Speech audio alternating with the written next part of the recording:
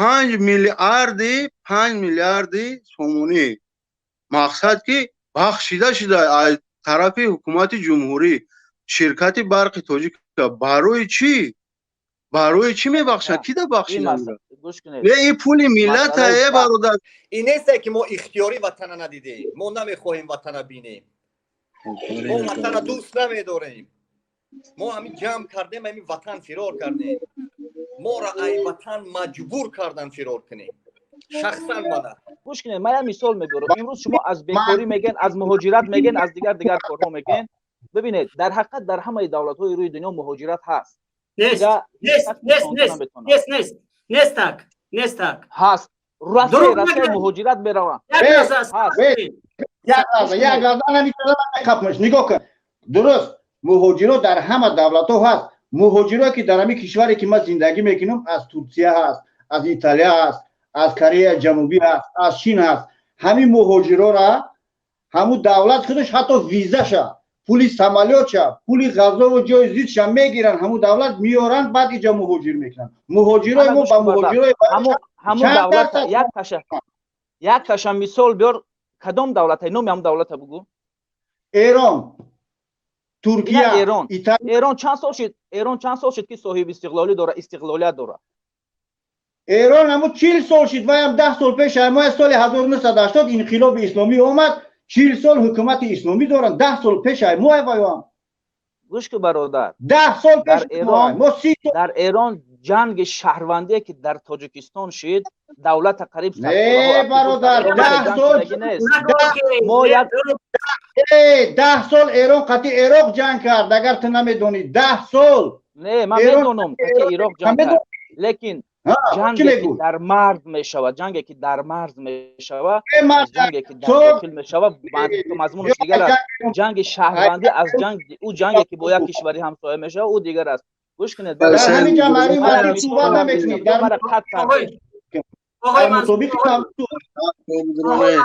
آقای منصور یک لحظه آقای برادر عبدالرحمن، من شما را بالا میبرم. من یک چیز میگم در زل اشیدن کسانی که هستن، من شما را از استودیو بیرون بردم. صابرشاه قطعی تو گپ زدن باور بکنید که نمی پروستو نمی سیرک بازی های برای همی شما را از استودیو بیرون میکنم. اوشم بعد وقتش قطعی اجازت بده. چی گپ زنی؟ اینه نگهش که قطعی چی گپ زنی؟ خدا حافظت برات خاطیو چی گپ میزنه؟ نمی سیرک بازی سواد نیست. خیلی نه که بوله من یکم تا نخل برادر خوب صحبت کردید. یک نفر سواد یک نفر مثال بهاگذاری کنین ببین مونن ما گپ زنم مخیت برای چی نمیمونه گپ زدن؟ اینه برادر برنامه آشکار. لیکن قسم به خدا ایروی من یک مثال میبیارم امروز زن ایروی حقیقت گپ زن یگون کس پریدی من چیزی را میبینم با چشم دیده است، من همون را میگم. گوش کنید برادر من یک مثال واسه سبدو مرا خاص کرده. عبدالرحمن صحبت کنه. عبدالرحمن بفرما. سلام علیکم به همه برادر و به اهل بینندگان برنامه حق و باطل. فردوس برادر خوب هستی؟ سلامتیات خوبه؟ رحمت میشنوید مرا؟ بله سخن کنید. اورا نموندن برادر خشمو گپ. نه برادر مایل گپ زن ان شاء الله گپ میزنیم وقت میرسه خدا خواهد. نه که ما یک چیزا با شما بگم. واسه اگسو گپ زده سن این نوراک بیل فرض کردیم این نوراک ولی ما اینکه اینا که ما نگاه که مهاجرت داریم بیزوری همین رژیم شدیم با نام خدا، بیزوری همین خش تبروی همین رژیم شدیم. برادر ای برادر چشماتون کلون کنید، خوب کپی نکنید. چشمای ما کلون هوی شما کو میرن ایدور اینا مثال اینا یک چیزا نگاه که ما یک چیزا میگم برادر عزیز، یک دقیقه ما گپ من ولی نیم مینوت گپ نزدم. ما یک چیزا میگم، ما دیروز در رادیو آزادی شنیدم که 5 میلیاردی سومونی مقصد که بخشیده شده از طرف حکومت جمهوری شرکت برق تاجیک. برای چی میبخشن؟ کی ده بخشیدن؟ این پول ملت های برادر فردوس. گوش کنید درست پول ملت های برای چی کدام سبب و با کدام مقصد شکست ریخت شو میبخشن ان شاء الله. در وزارت مالیه یا اینکه در یگام ساختارهای بلندپایه کار نمیکنه. من این مسئله ده خیلی وقتی که کار نمیکنی برادر احساسات نداری که برادر پشتبانی آیت چیزی بهوده نکن. تو عمر ببین جمعیت ببین بعد صحبت که برادر گیسوی ما کار میکنم. شما گوش کنید از خارج گپ زدین، ما داخل وطن گپ زدیم. ما بزرگ شدیم همه داخل وطن مجبور نکردن خارج، ولی من قضیه من نقل کنم. واقعا هم میگوی که اگر وجدان داشته باشیم اما در وطن هم برادر گپ میزدیم ایدستی این هم خیلی مقصد خیش تبارای نمی رژیم، ایدستی هم خیلی برادرای بدبخت، ایدستی بدنوسیاشون باور که تهدیدای بزه من درد بسیار برادر من مجبور نشیدم که بگیرم با زن و فرزندم هجرت کنم. عذاب خطاب مقصد چیز تمه کشان میگیرم به نام الله خانه تمه گیرن در کشا تهمت کده. تو همین را حس میکنی برادر؟ یگم کسان نگرفتی انو تو این یگم کسان نگرفتی برای چی تهمت میکنی؟ نه برادر برای چی تهمت میکنی؟ اگر تهمت باشه میگن که به اساس گپ نزنید. نه مرا مایل قضیه ما را من دیگه کو او را ان شاء الله وقت ساعتش میشوه ما روبرو میشیم صحبت میکنیم. نه که تو مرا همه چیزی که پشتبانی مقصد ای کار و کارگاه و ای اینای گیسوب صحبت کرده سای ای معاشای مردم معاش میذاره بنام الله بیا یه بار جاگردان کنیم همین میلیونرایی که با پول ملت نه بستگه بار برادر همین میلیونرایی که با پول ملت پولدار شدیان منبعهای وطن هم ملت استفاده میبرن با ملت سنگ میزنن نهت میکنن. این همین یک سخن آزاد میگوی من حالی هیچی برادر مرا گوش که من فقط در حق ناحقی صحبت کردم. خواهین ملت 307 703 بیزار کرده. وقتی که آزاد گپ زنی انسان هم میگیرن استاتیا غایبانت میزنن. هیچ خیلی من خدمم یوریستم برادر.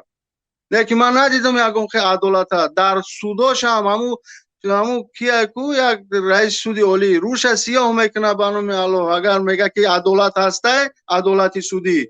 من قضیه‌ای را میگم که واقعا هم کو مصیبت های برادر شکست ریخت های یک طرف حل میکنن ناحق حق میگه برای پول شده حق کو اعتبار نمیتیه برای که باید کمبغل اعتراف بابات پدرت کمبغل اومده امروز تو چی فخر میکنی چی مردم جبر میکنی؟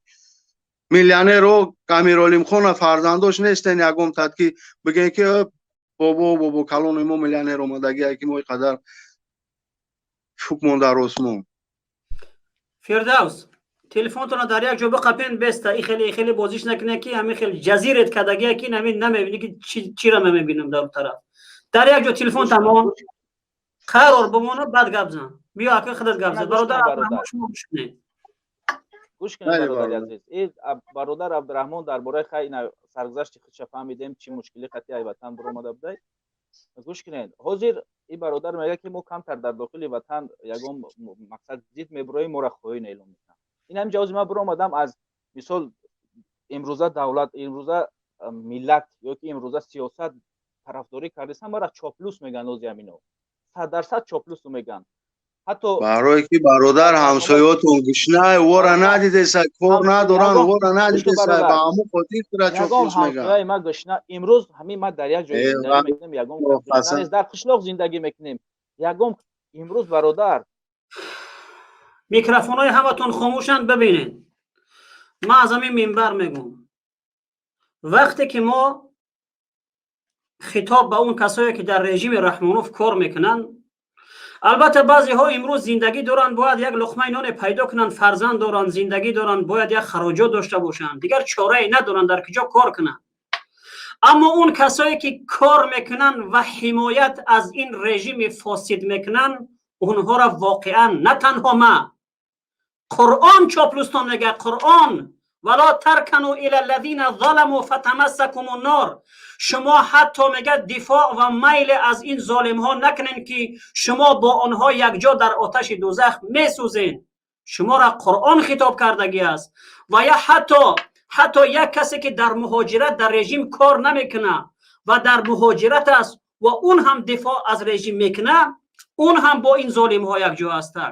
ما خطاب ما به او کسایی نیست که اون کسایی که در رژیم یک معلم کار میکنه، یک دکتر کار میکنه، اون از رژیم، حتی کسایی که در وزارت کارهای داخله و در لباس حربی هستند، اونها حتی کسایی هستند که بهترین دوستا و برادرای ما هستند، اونها از این نمود سیاست، از این رژیم بیزار هستند. اونها ما ده ها بار گفتگی هستیم که اونها مردم هستند، اونها تیکه جان ما هستند، اونها این رژیم طرفداری نمیکنن، اونها بیزار هستند از این رژیم. اما کسانی که در اون رژیم کار میکنن، حمایت میکنن، اونها را دیگر ما نه، اون تملق کار است، اون آدم بگیم چاپلوس است. و حتی اون کسایی که کار نمیکنن گفتیم اونها هم عیناً همین کار میکنن. از همین خاطر شما ناراحت نشید. شما ما در حکومت کار نمیکنم، ما مسئول نیستم، ما این نیستم، اما کاملا طرفداری و دفاع از رژیم کرده ایستاده. پس شما را ما نه، بلکه تمام کسانی که این راه ها را طی کردگیان، شمار انسان ها را 100% چاپلوس میگن. در این چیز ناراحت نشه. بفرما. گوش کن اکای حسین، برای چی ناراحت نمیشین وقتی که روی راست تهمت میکنه که شما چاپلوسین، شما طرفداری ای رژیم میکنین، رژیمی که امروز امنیتی مرا تامین کرده ای با جای کار تامین کرده ای. تمام کن اخی بچا. نه گوش اخی مون گپ زنیم اخی بردا که خوبه گپ. چی به دروغ میگین؟ امنیت مردم در کجا تامینه؟ در جایی که امنیت باشه، جیبت خالی باشه، هیچ وقت امنیت نیست. تو به خاطر فرزندات یک لقمه نان پیدا کردن باید کاری بکنی، جنایت میکنی، یگان کاری بکنی که برای فرزندات